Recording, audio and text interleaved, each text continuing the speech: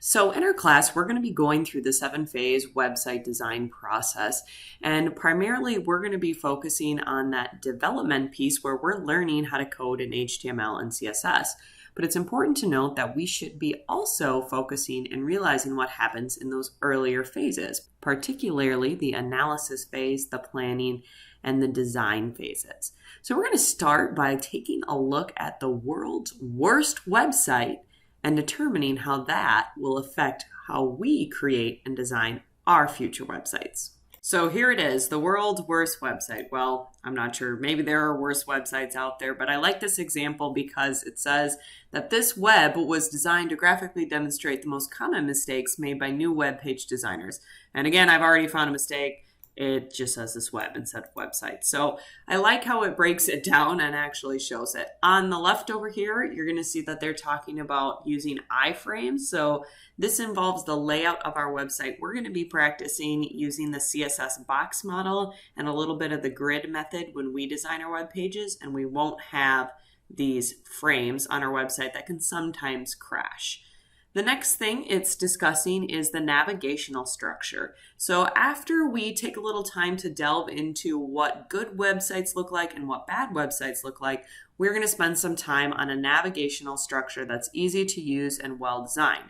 As it says, important information should never be more than 2 clicks away. So we'll practice redoing the school's website's navigation because we definitely are not following that rule.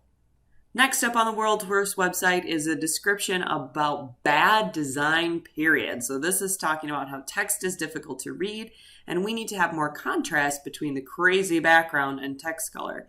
Here's another example of poor choice of background and text colors, and then random blinking eyes.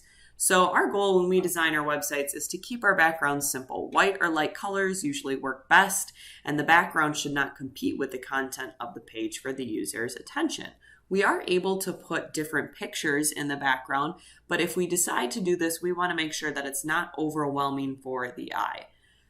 Then we've got some beautiful animations of this guy riding a horse and this volcano blowing up. And back in the day, animations were the thing, but we do not need to be using these consistently in our design. Sometimes in today's web design, we'll see use of video or flash objects. Again, too much is like throw up on a page. Next up, when websites first came out, you could have fun music that played on your website. And this is no longer really a thing. If you do have music on your website, and we will learn how to do that, there's got to be a way for them to turn it off. Next up, when websites first came out, they had what was called the splash page. This was generally a big picture or a video, and that made you sit through it before you could actually access the website.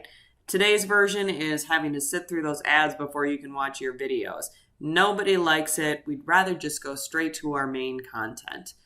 Obviously, everybody hates those fake error messages that actually pop up and give you a real error. So let's skip adding those to our websites. Another important thing in web design is making sure that we've run through a spell check. So misspelled words and improper punctuation make your website look amateurish and unfinished. So huge important thing. Always run spell check before you upload.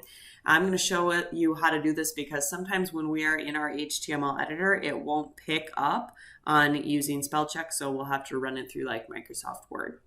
Enclosing blocks of text within borders breaks up the flow of the page and causes unnecessary distractions.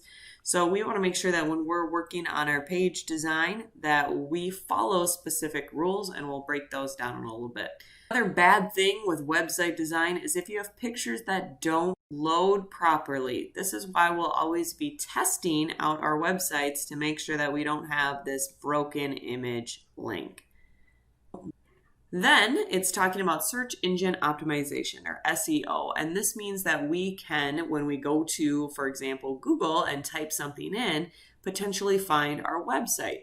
We have to have content, as they call it, content is king, on our website that's interesting and has important keywords so that when we search for something, it's going to direct to our website. The next chunk of information on the world's worst website goes back to that navigation thing. So orphan pages provide no way back to the original page. If I click this link, I can't actually get back to my home page unless I actually use the back button. So I want to have a consistent navigational scheme that is used on every single page. Another really crappy thing is a hyperlink that doesn't work. This actually isn't bringing me anywhere when I'm clicking them. Or if it's a weird hyperlink and I'm like, is this just underlying text? Is this an actual website? I don't know. Or when I have a super, super long hyperlink that has a whole bunch of letters and characters, it looks just kind of trashy. Or hyperlinks that lead to the wrong place. So here I'm thinking I'm going to get local weather information, and I'm not getting anything when I click it. In the last video, it also described how we need to make sure that our website is viewable on different types of browsers and different types of screens. So it's important that we're going to test it out both on mobile and on different browsers such as Chrome, Firefox, Safari, or Opera. Next up, the world's worst website tackles that content bit. So we need to make sure that our content is relevant and timely. We don't need something from Y2K, aka year 2000. Next up is download time. I like this fact. It says most web servers will not wait more than 10 to 15 seconds for your page to load. So we want to make sure that we have quickly loadable pictures and thumbnails, and we don't want a ton going on so we're not sitting here waiting. I like this next little bit because it's showing some of the HTML that we're going to be learning as we move on in coding our website, but we don't want to have HTML show up on the actual page. It should work behind the scenes. And finally, we should make sure that we have information on our website where a user can actually contact us if there's something they need to know.